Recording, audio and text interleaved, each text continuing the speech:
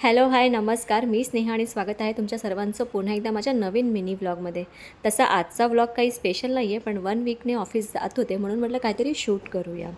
तसं आता सोमवारी पडलेल्या अवकाळी पावसामुळे काय झालं, की आम्हाला मंडेला वर्क फ्रॉम होम भेटला मॅनेजरच्या कृपेमुळे.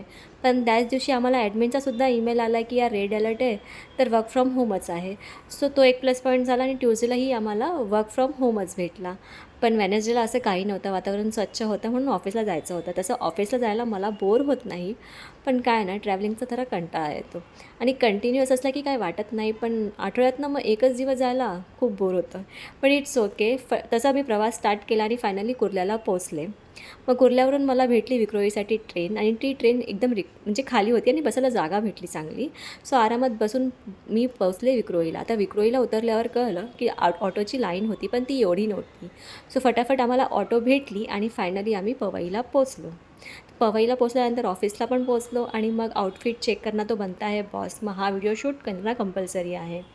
आता दुपारी जेव्हा आम्ही लंचला जातो तेव्हा काय असतं की आम्ही ऑफिसच्या बाहेर वॉकलासुद्धा जातो. पण त्या दिवशी दुपारीच पाऊस पडला नेमका आणि मला टेन्शन आलं की आता इव्हनिंगचं काय होणार. पण इट्स ओके. तोपर्यंत आम्ही हा व्ह्यू एन्जॉय केला कारण खूप छान वाटत होतं.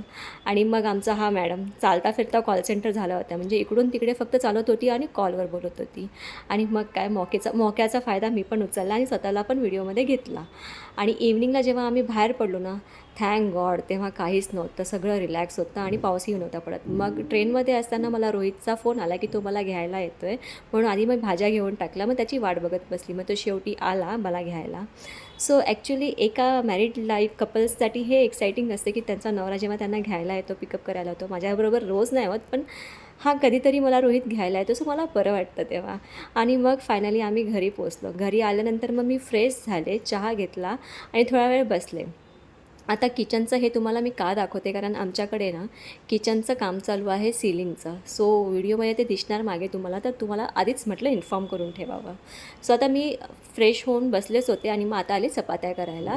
आणि आज फक्त चपातीच करायची होते कारण आईंनी ऑलरेडी जवळा बनवून ठेवला होता. सो माझी चपाती बनवून झाली आणि आज आमचा हाच छोटासा व्हिडिओ होता. आय होप तुम्हाला आवडेल. भेटूया लवकरच नवीन व्लॉगमध्ये. तब तक के लिए बाय.